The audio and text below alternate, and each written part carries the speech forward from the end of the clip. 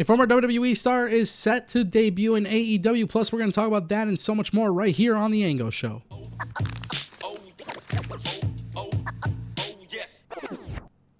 Welcome back to TAS. Ladies and gentlemen, I want to kick things off with a very interesting story surrounding WWE and the Yes trademark, because it appears that WWE has gone for the trademark.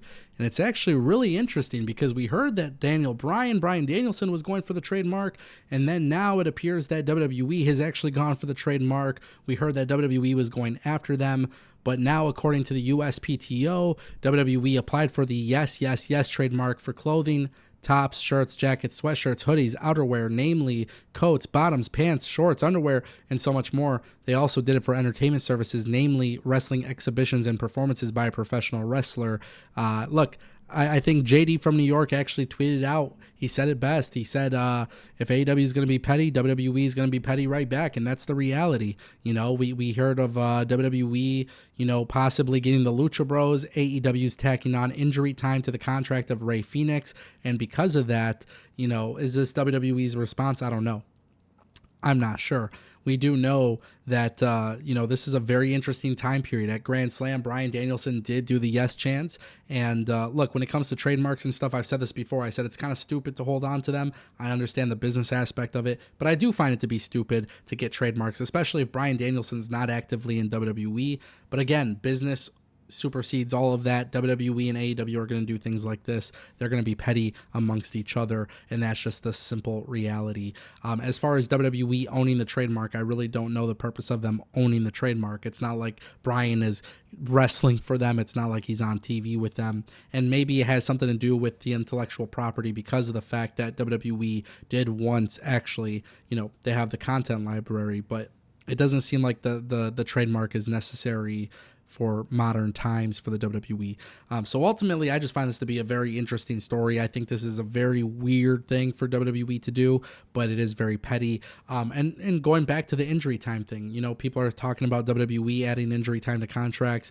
WWE did not do that with Bobby Lashley, and we know that Bobby Lashley is expected to go to AEW. So that is something to keep in mind. If AEW is going to do this with Malachi Black and Miro and all these other guys, maybe we're going to start seeing WWE respond with more pettiness. I don't think that does anything good for the industry for both sides. Quite frankly, I think it's a bad look for the WWE. I think it's a bad look for AEW, but that's just kind of the way I'm looking at it. So who really knows? Ultimately, I don't really know.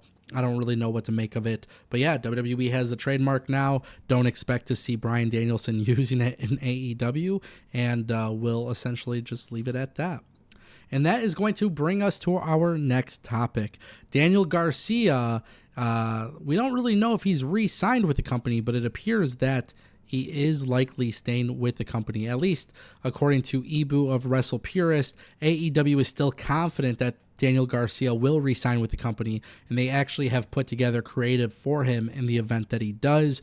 Ibu of Wrestle Purist has been dropping tons of stories lately on the Wrestle Purist podcast show. And basically, here's what you guys need to know. Daniel Garcia, and I've said this before, it makes a lot of sense for him to stay in AEW. It really does. But if you're AEW, you have to build upon him. You cannot just simply put him on TV and not do anything with him. Like there comes a point in time where people gain momentum, and then if you don't capitalize on it, unfortunately things fall through and things don't appear to be as good afterwards.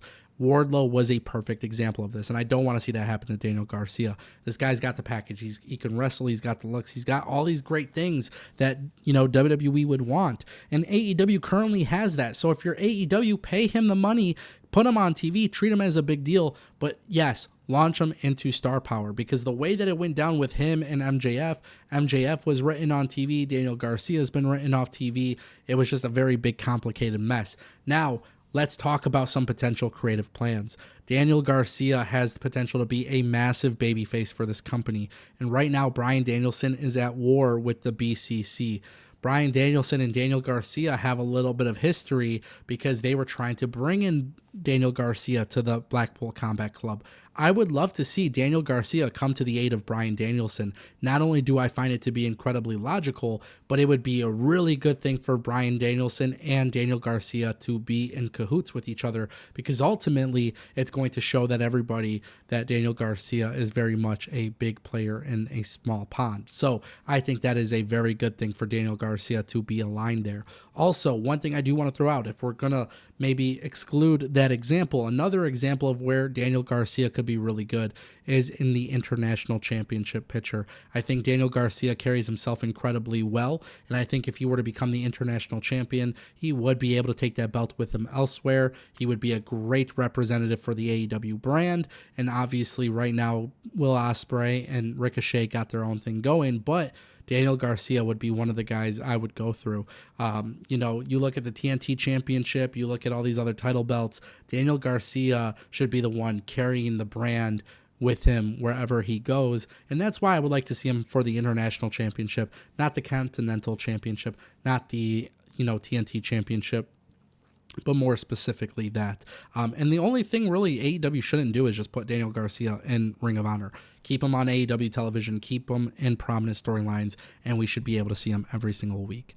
Speaking of seeing somebody every single week, it's a possibility Shelton Benjamin could be joining AEW as well. It appears that he is joining AEW, and this is a really good thing. The former WWE superstar is reportedly AEW bound. Ibu of WrestlePurist again dropping a very big drop. He says that the former WWE Intercontinental Champion is expected to sign with the company. This was after Benjamin was initially believed to be working with the company earlier in the year. Remember, if you guys follow this channel, there was rumors that Shelton Benjamin would be joining up with Keith Lee in AEW, and that didn't appear to be the case. And this is one of those things where I think Shelton Benjamin, MVP, Bobby Lashley, the Hurt Syndicate, it should be treated as a very, very big deal. I want to see them treated as a very big deal. And quite frankly, I really want Shelton Benjamin to actually be used prominently. Also, a very, very good recommendation that I would have for Tony Khan. Shelton Benjamin's a longtime veteran. He can still go in the ring, but maybe it wouldn't be a bad idea to look to see what he can provide to you outside of a full-time wrestling career. Because after Shelton Benjamin's career is over, I think that opportunity for him to go to WWE as a coach will always be there. But I do think if you're Tony Khan, if you bring him in as a full-time talent, it would make a lot of sense for him to also be a trainer, a coach, a producer, or something of that sort. There's a lot of young people in AEW, don't get it twisted. They may not be on TV, but there are a lot of young people in the company. And therefore, if you're Tony Khan, the best thing to do would be to have smart wrestlers who have had a very good career and a very long career to be there and bring influence. My personal opinion, Shelton Benjamin, the Hurt Syndicate, I'm super excited about it. I think Tony Khan should have Shelton Benjamin debut on the 5th year anniversary, and then I would have Bobby Lashley appear the following week. Let's put this together. Let's do a little bit of a slow burn and show WWE exactly what they're missing out on.